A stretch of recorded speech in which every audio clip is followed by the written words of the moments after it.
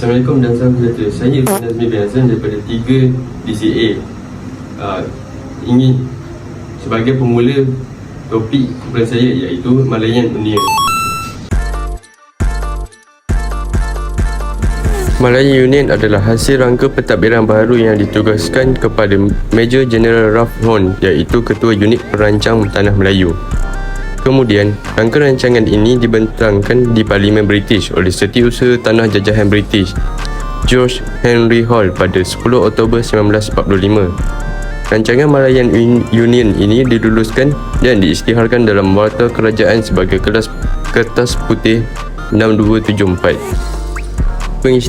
Pengisytiharan ini membolehkan British mengambil alih pemerintahan Tanah Melayu dan menubuhkan pentadbiran berpusat di bawah jajahannya. Maka, pada 1 April 1946, Malayan Union dilaksanakan secara rasmi di Tanah Melayu. Tujuan British melaksanakan pentadbiran Malayan Union adalah untuk melicikkan sistem pentadbiran, meningkatkan pelaburan ekonomi, mengukuhkan pertahanan dan mengekalkan orang asing sebagai sumber tenaga kerja bagi meningkatkan ekonomi. Nama saya Jijab Suhaik. Hari ini saya ingin membincangkan perkembangan Malayan Union. Malayan Union adalah sebuah entitas politik yang ada antara tahun 1946 dan 1948, menggabungkan negara-negara Melayu di Semenanjung Malaya di bawah satu pemerintahan pusat. Namun, rencana ini menyebabkan kontroversi dan perlawanan dari berbagai kelompok termasuk elit Melayu yang khawatir akan kehilangan hak dan identitas mereka. Pada tahun 1946, Tanah Melayu telah diletakkan di bawah sistem pentadbiran yang dikenali sebagai Malayan Union bagi menggantikan pemerintahan sementara, iaitu Pentadbiran Tentera British atau BMA. Penubuhan Malayan Union ini telah meletakkan Tanah Melayu sebagai sebuah negeri naungan negeri jajahan British penuhnya, dengan diketuai oleh seorang gubernur British. Di bawah pentadbiran ini, serta-serta Melayu telah kehilangan kedaulatan dan kuasa-kuasa ke atas negeri-negeri masing-masing. Ianya terhad kepada soal agama Islam dan adat istiadat dalam negeri sahaja. Perlembagaan Malayan Union juga telah memberi hak kewarganegaraan yang saksama tanpa mengira bangsa dan asal keturunan melalui prinsip jus soli. Penubuhan Malayan Union telah membangkitkan dan menyemarakkan semangat patriotisme di kalangan orang-orang Melayu untuk menuntut kemerdekaan negara daripada penjajah. Pada akhirnya, akibat tekanan dari berbagai pihak, Malayan Union dihapuskan pada tahun 1948 dan digantikan oleh Federasi Malaya pada tahun yang sama.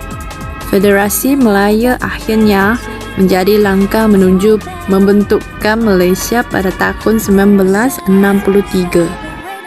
Nama saya Julius Noya dari kos DHM. Saya akan menerangkan beberapa bentuk penentangan terhadap Malayan Union. Antaranya ialah Persatuan Malaya Singapura. Organisasi ini didirikan pada tahun 1945 dan menjadi salah satu penentang utama Malayan Union. Mereka menganggap rancangan tersebut sebagai ancaman terhadap identitas Melayu dan hak istimewa orang Melayu di Malaya. Yang kedua pula ialah Kesatuan Melayu Muda. Organisasi pemuda Melayu ini didirikan pada tahun 1946 dan juga secara aktif menentang Malayan Union.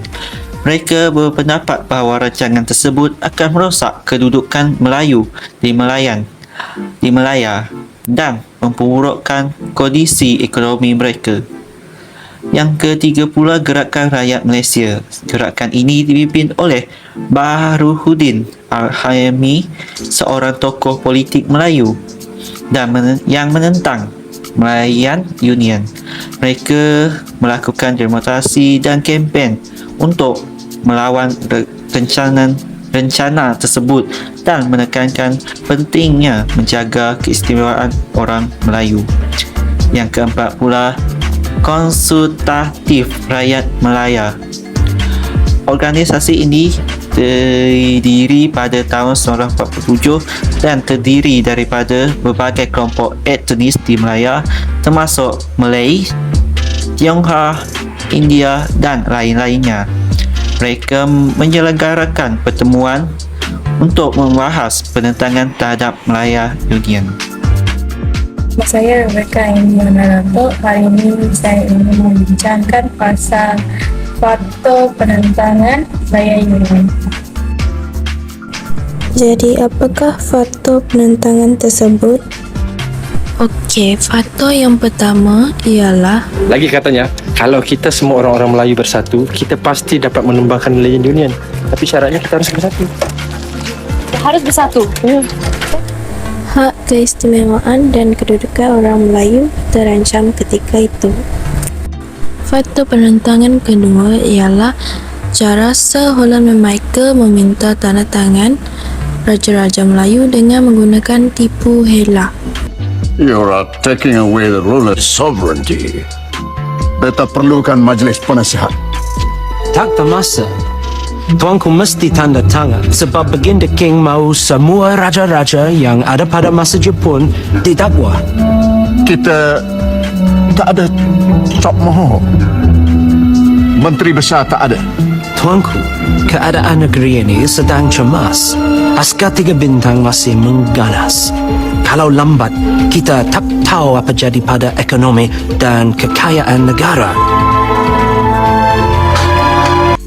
Sehinggalah seorang raja telah menandatangani perjanjian tersebut.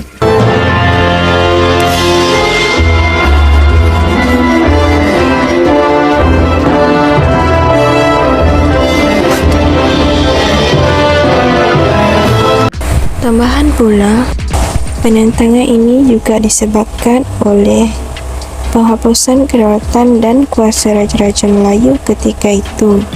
Kuasa Raja-Raja Melayu telah dikurangkan dan diambil alih oleh Governor yang punya kuasa veto. Raja-Raja Melayu pula telah kehilangan kuasa dan mengakibatkan orang Melayu bimbang akan masa hadapan. Faktor yang terakhir ialah kekesalan bekas-bekas pegawai British yang memperkenalkan Malaya Union kepada tanah Melayu. Mereka juga bersimpati terhadap nasib-nasib orang Melayu semasa memperkenalkan Malayan Union di tanah Melayu. Salam sejahtera, hai, nama saya Jacqueline Anwar Asmar. Hari ini saya ingin membincangkan kesan penentangan terhadap Malayan Union. Seperti yang kita tahu, penentangan orang Melayu terhadap Malayan Union pada tahun 1946 adalah kerana mereka berpendapat bahawa ia akan melemahkan kedudukan dan hak istimewa Melayu di tanah Melayu. Sebegitu juga mereka risau tentang hilangnya kedaulatan Melayu dalam aspek agama, budaya dan sosial ekonomi. Penentangan ini berjaya mendorong pembentukan Perikatan Gabungan Politik yang kemudiannya membawa kepada pembentukan Persekutuan Tanah Melayu pada tahun 1948. Mari kita lihat kesan penentangan orang Melayu terhadap Malayan Union. Yang pertama ialah pihak British bersetuju mengadakan rundingan dengan Raja-Raja Melayu dan UMNO bagi membentuk sistem politik dan pentadbiran yang lebih baik. Selain itu, kesan penentangan terhadap Malayan Union ialah orang Melayu telah mengambil tindakan yang tegas dan telah mendorong pihak British memulakan perundingan dengan Raja-Raja Melayu dan UMNO. Sebagaimana penentangan terhadap Malayan Union, ini telah memberikan kesan yang lebih baik dan telah membawa kepada pembentukan Persekutuan Tanah Melayu.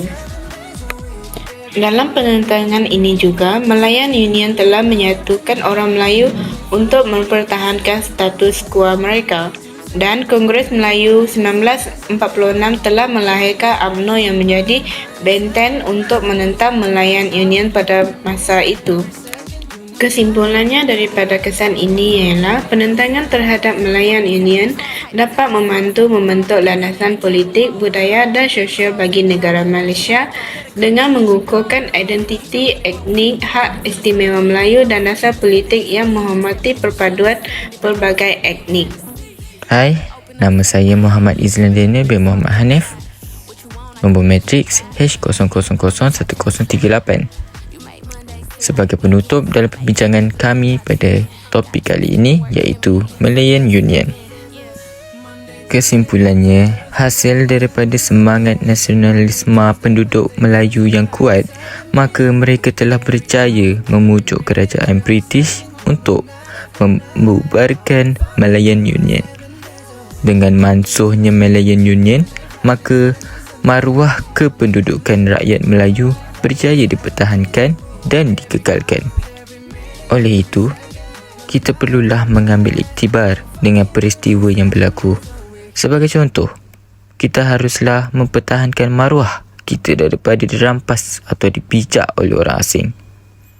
Seperti peribahasa yang ada mengatakan, tunggang hilang berani mati, yang membawa maksud tiada gentar menjalankan kewajipan demi membela bangsa dan negara. Sekian daripada kami. Sekian, terima kasih.